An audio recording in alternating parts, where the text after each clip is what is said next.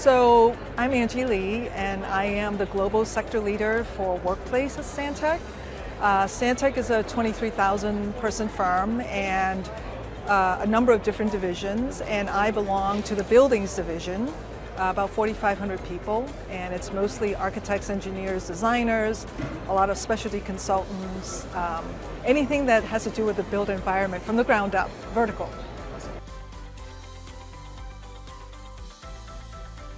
I think to me right now is a very exciting time. My area of background is workplace and office design, and because of the pandemic, as we all know, it really put us in a precarious situation relative to real estate usage. You probably have heard a lot about the retraction of office spaces and work areas getting smaller and so on. But I do think that right now it is a very good time for architects to really shine, because we're the ones who need to come up with the next generation, the creative generation of what the future of workplace could be in the future. Yeah, so hopefully we're almost out of the pandemic, and what we're hearing a lot right now is return to office, return to occupancy. A lot of chatter about hybrid work, and so as a result of that, we as architects need to think about place relative to what the future of office is going to be. There's also chatter about, are there going to be offices in the future? And so, my attitude is, yes, offices are not going to go away. However, it's going to take a very different form. So there's an evolution of how we design offices and workplace environments, which to me, it really needs to be human factor centric for the people. Understanding what the needs are for the individuals and what the experiences are. For you and I to go back into the office, it has to do with the worth it equation. Is it worth it for me to spend an hour commuting into the office and an hour to come back home 5 days a week? So, but then when you come into the office, it has to be that value of what the office is going to give me. What is that experience when I come into the office that is different from what I can get at home? Something I can't get at home that I can get in the office. So it could be anywhere from individuals who have a lot of distraction at home and really, want to come back to the office space because that's where I can focus and concentrate.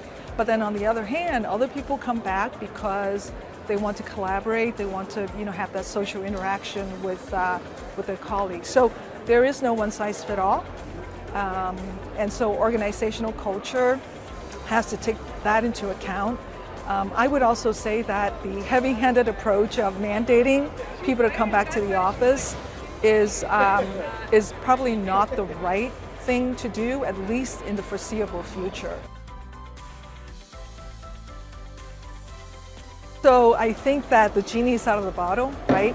I think that we have all experienced working remotely and understanding that it actually can work, it can be productive. However, the difference is the virtual world has its positive and negative. And so having the equity relative to technology, particularly now when people are starting to, some are in the office, some are, remote. Some of my clients are remote, some are in the office as well. So understanding the etiquette and how do you make sure that everyone's voice is equally heard when you're on a Teams call, for instance. So those are some of the challenges for us. But through the pandemic, I think we've learned that we can be productive and we can work very well remotely. So I think that the technical side of our business is an expected quality. So by the time you get to a certain level, we expect that you can do your job, the built environment, how to put a building together, programming and all of that. The equation that I always look for are individuals, what are their learning possibilities relative to how they can grow into the organization and what they can do to help us lead a division or a market. Okay, so that's a very good question. I think leadership really has to do with encouraging your team to succeed. I tend to subscribe to the servant leadership way of management, if you will. So making sure that you have the right resources and give your team the right direction and the right set of goals, and really encourage them to succeed on their own and give them the right platform so that they can succeed. I think good leadership has to do with the people around you and how you make them successful.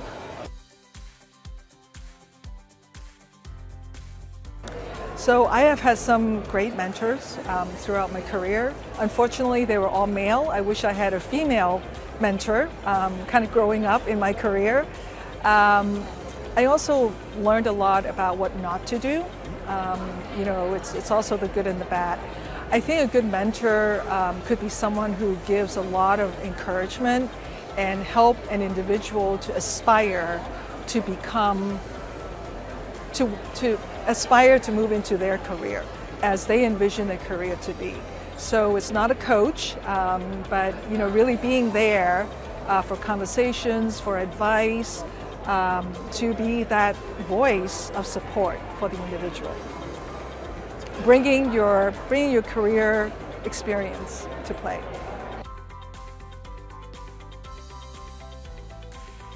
That's a good question. I do think that keep an open mind and not get yourself locked into doing one type of facilities or one type of task. Make sure that the firm that you align yourself with give you the flexibility and the opportunity to try different things. So all the way from programming to design to detailing to allowing you to go out to the field, because drawing lines and doing a BIM model is very different from actually seeing a space being built.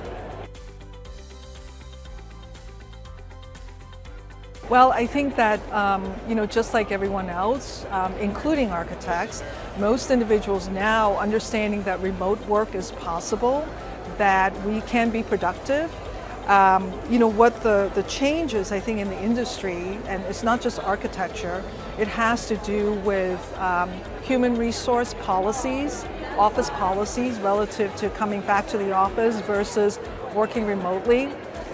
There needs to be the ability for people to choose, but in addition to that, having the right technology to support what you do, whether it's from home or in the office, really is something that is expected, if you will. And many of our clients are looking at people place technology, making sure that those three pieces are connected. So the people side, human resource, technology, having the equity in technology for the people to use, and the place is where we as architects can really shine in this moment in time to come up with the creativity and the innovation for the next generation of office spaces.